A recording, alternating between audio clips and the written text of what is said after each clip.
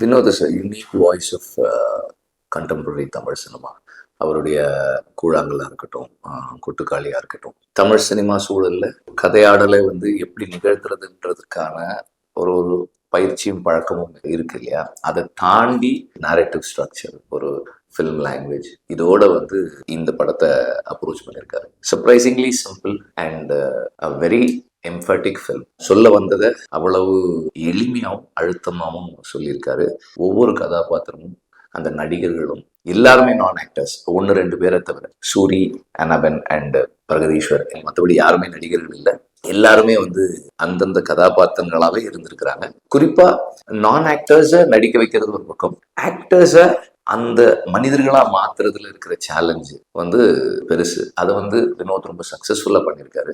Cinematography, sound design எல்லாமுமே வந்து அவருடைய கட்டுப்பாட்டுல அவர் என்ன சொல்ல வந்திருக்காரோ அதை சரியா கொண்டு போய் சேர்க்குது. கொட்டுக்காளி தமிழ் சினிமாவுக்கு மிக முக்கியமான ஒரு படம்.